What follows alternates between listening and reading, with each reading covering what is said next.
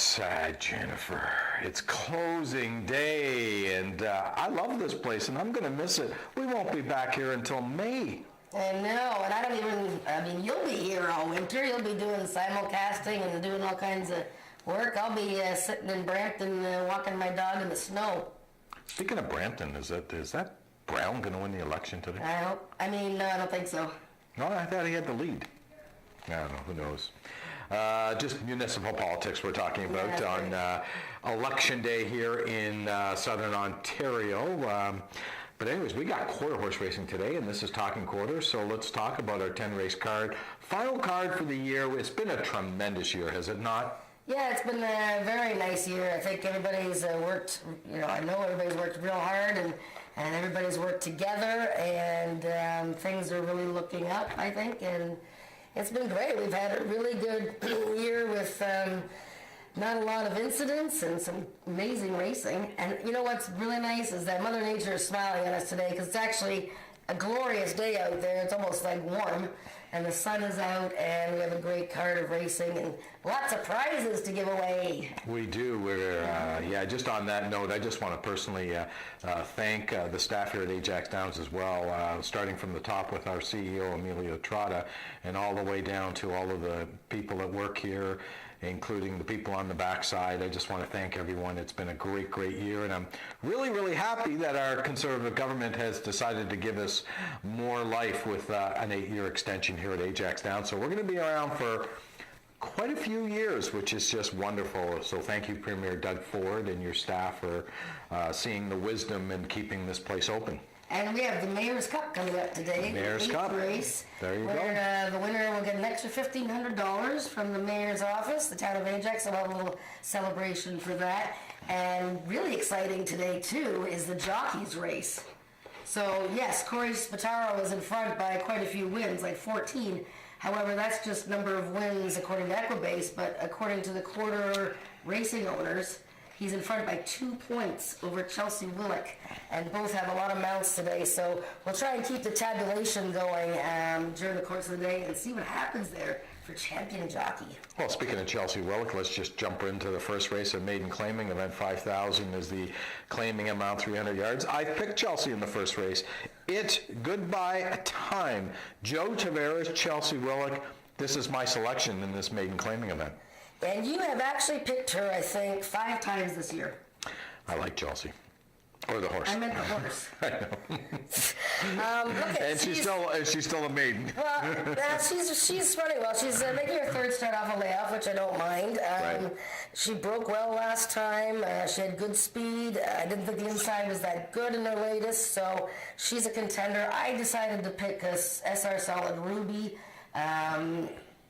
Coming out of the same race, but I thought that, she was checked before the wire. I'm not sure what was going on there, but she was checked hard before the wire. She was inside as well in the deep part of the track, so I like those 2 horses, 3 and 2. Okay, well, let's move on to race number 2, an allowance event. These are 2-year-olds. It's an open event going for a purse of $19,000, and there's some good 2-year-olds in here in the future of our racing, but I really like Stripper Dust. Okay, you like Stripper Dust. Yeah, I mean, she's a lovely filly. She's a feisty filly, and she breaks like a rocket. She led late in the Alex Pico Futurity and just got beat by her stablemate there, Spy for the Senate. I'm going to show you a replay, however, of the horse that I picked, the one horse, Summerhill Cartel. There's no question that Stripper Dust is very quick. The 330 yards is going to be nice for her, but let's just take a look at how this horse won last time. Number 7, Summerhill Cartel. And the pan shot will be more interesting to watch, but you can just watch him here first of all. And this was an allowance race in the mud. Oh, I switched it. Aren't they good? Like, I just say something. Okay, can you bring me a hamburger? Oh. Okay, so the 7 horse, okay? So this is Summerhill Cartel. So I think Ishmael Mascara was going to get off and read a book, order a hamburger here. Did you see him looking around? This horse won under a serious guzzle hold, Nick. Guzzle hold. That was impressive, actually, I must say. Watch him turn his head, Ishmael here. He's like, what should I do now? I don't know. Da, da, da, da. I mean, stunning. The horse is 2 for 2 since he got here at Ajax. Rick Crispy Colt, boy oh boy, or gelding. I don't know, it's going to be a humdinger, I think. As Doug Ford would say, oh, it's a humdinger.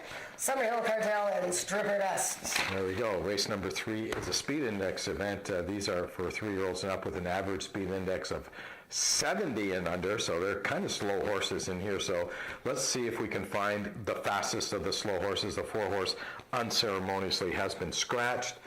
I went with the 8 fishing feature, Brian Bell, on the outside. Yeah, I mean, that's the horse I scratched onto Fishing Feature. I picked him 2 starts ago when he won at almost 6-1, and he won, however, a little bit of a miscue there, and he was disqualified. And as I was joking with Brian Bell last week the horse ran, but it's always the way, right? The horse wins, nice odds, gets disqualified, comes back, and he really didn't do anything last week. But, I'm a little worried about the distance. He's got good speed. Yeah, he's a logical one. I wouldn't ignore one of the maidens in here, Just Tough. I don't mind that Just Tough horse. I think he had no chance last time. None. 0. Zippo. And got eliminated. So he's actually run okay behind Fishing Features. Well, speaking of Just Tough, I mean, this horse was, I thought, going to be a really good horse. As a 2-year-old, really showed me some nice signs of being a racehorse. But this horse has been such a major disappointment this year. Now, that doesn't mean he can't turn this around, because I think he's got more talent than what he shows. So it wouldn't be shocking to me if Just Tough won this race. Race number 4 is a speed index race. These are 3-year-olds and up with an average speed index of 90 and under. And we've got a horse in here looking for its 5th win in a row, a rising miracle. But I'm back on the horse I've been trying to get my money with, and that's Juno. I'm zooming. But a rising miracle, what can we say about this horse? How does this gelding like the Jason Pascal barn? Yeah, I mean, it's the horse has just done a phenomenal turnaround. I mean, he did run an 86 in July, but yeah, this is his 5th start since September 10th, so he's back in a week. But boy, oh boy, he's got a tremendous kick, and none of us picked him. How about that? We all picked him second. Unbelievable. Yeah, he's won 4 races in a row. Bah. But we all have different horses in front, too. That's the funny thing. Well, I don't mind your filly, Juno I'm zooming, and she didn't have a very good start. She was lugging in last time, but I don't know, Chelsea Willock's not riding her back, so I'm a little worried about your pick there. I'm going with Zox to be you, Steve Harvey. Steve Hunter's horse here, the big chestnut gelding. I thought he was really sharp early in his last race. He hasn't had a chance to, really get a momentum going, but, he's got all kinds of ability. The horse was running 95s last year, Zox to be you. So I think that's the upset possibility. Not that I don't like your pick, June, I'm zooming, but I don't like your pick. I don't know. I can see why. Race number 5 is the Gridiron Gallop, 110 yards. These are 3-year-olds and up. Open. Kind of surprised that we're missing a horse in here. Yeah, well, I guess you're speaking of One Cool Wave. I am. He'd be 1 to 5 in here. Yeah, well, maybe he's... Turned out he's done. I guess he's finished for the year, right? Yeah, maybe. So the young bucks are in here, he was a gray horse and almost white, and look at all the grays in this race. And I went with one of them, see you did too, Ice Fishing. That's because yesterday was Grey Day at Woodbine. Yesterday was Grey Day at Woodbine, and they had the all-gray race, and Gray Phantom won the gray stakes, or the gray handicap. Ice Fishing, I like her in this spot. The Gridiron Gallop. Oh, you guys are all copying me anyways. All right, so there. We're all on your bandwagon, Jennifer. Ice Fishing, 105 she ran last time against Country Boy. So, the 110 yards it's all about the break, but she's very fast. Okay, speaking of the break, we're going to take a short break and be back for the 6th through 10th race analysis. Discover the true meaning of horsepower. Feel the excitement, the power, and the thrill of quarter horse racing live at Ajax Downs. Watch the world's fastest horses soar to the finish line. Enjoy off-track betting in their state-of-the-art simulcast room with thoroughbred and standardbred racing from across Canada. Take in all the action from their well-appointed VIP room. It's fun and excitement for the whole family at Ajax Downs. For race dates, news, and more, visit ajaxdowns.com.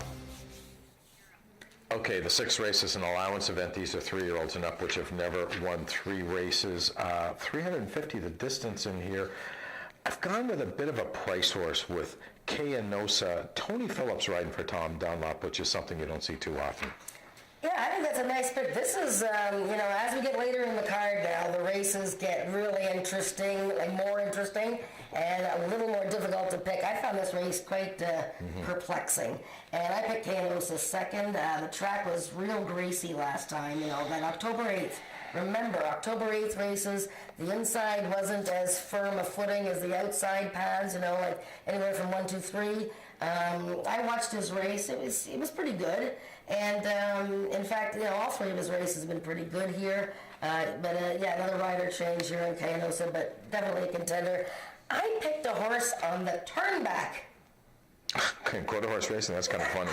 On the turnback. Oh, 870. Oh, whoa, that is a real turnback. I watched it, yeah. That is a real turnback. I sure hope we have 870 races here one day, because I watched her. We want to. Yeah, so this filly, big, gorgeous filly, won her debut here at Ajax, her Ajax debut in June. Was off a bit, raced at 870 at Prairie Meadows on October 5th in the pouring rain. Look, not a lot of horses were cornering that well, and you can see Nakia Ramirez try to hold her in there. Just didn't finish all that well. The horse that was third came back to win a nice allowance race with an 88 speed index. Favorite Pearl, shortening up, coming back to Ajax. Jason Pascoe in the midst of a career year, and that's my pick.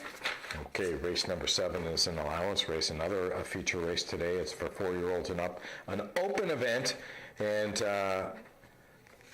we've got the start of the late pick 4. So this is the last pick 4 of the year here at Ajax Downs, and I think it's a 2-horse race.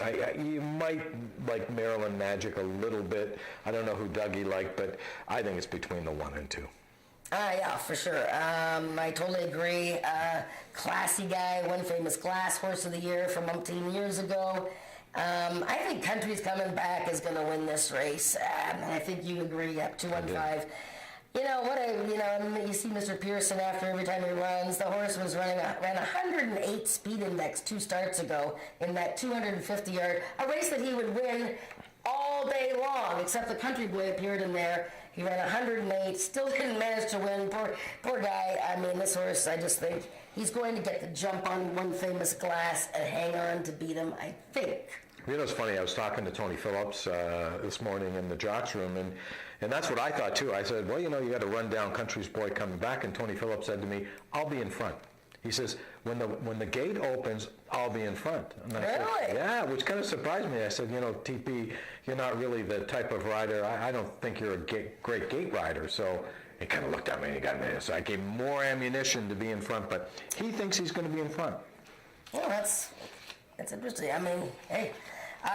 What could you say about One Famous Glass? 18 wins in his life, 8 years old, and Bryn Robertson had a good weekend last weekend with Had to Be Ivory, so... 8th race, an allowance race, 17,000 the purse. It's the town of Ajax.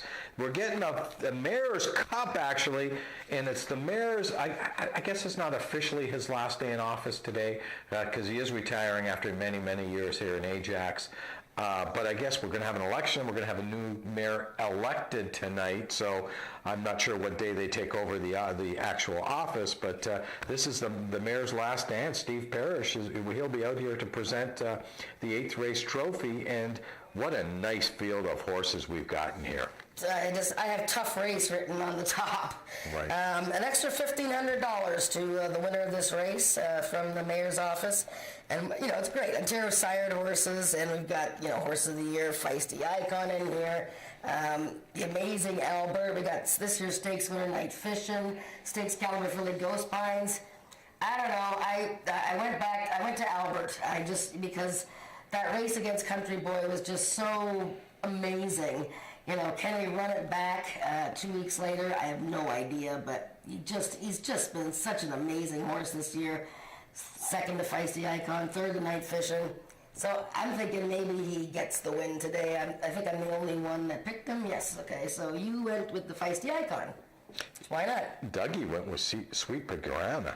Yeah, good job, Dougie. 99 rating last time, and Ismail, I think, has her number. She's been problematic at the gate on occasion, and boy, she was really impressive 2 weeks ago.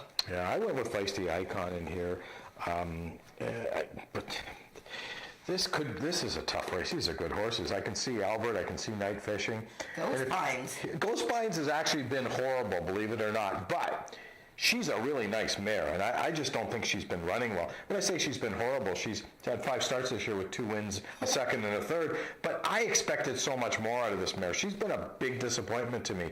But if she wins today, then all my disappointment's gone away, because she is going to be a price. And don't be shocked if she wins in here, because she is a nice mare.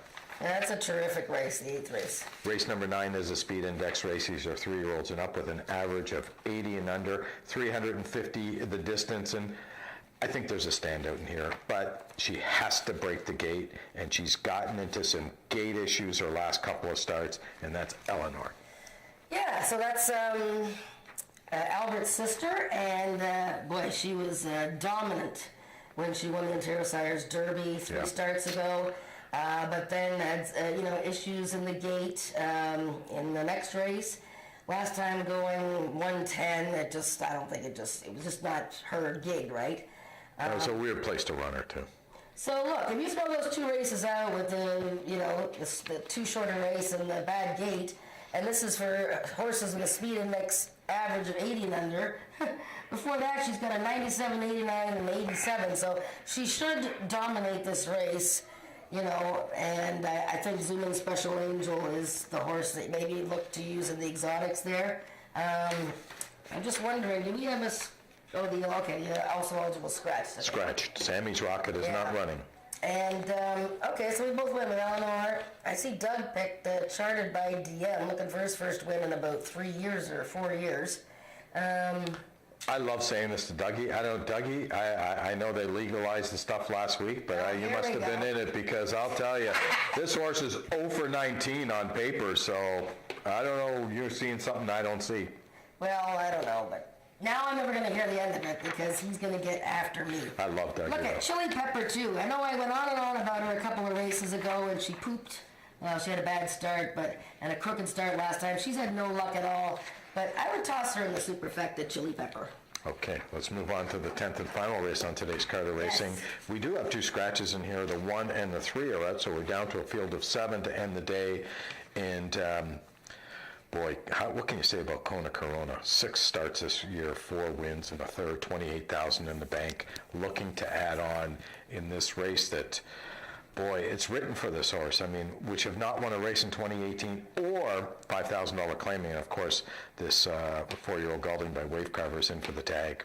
Yeah, Might be a good claim, by the way. Won 3 races for Greg Watson right off the hop at the beginning of the year. Was bought privately by James Bogar, who's building up a big stable now. Won for those interests. And now they're like, hey, you want him for $5,000? Go for it. It's the end of the year. Go for it. But you know what? I mean, I don't know if anybody will claim him, but I just think, he's going to be really tough to beat in here.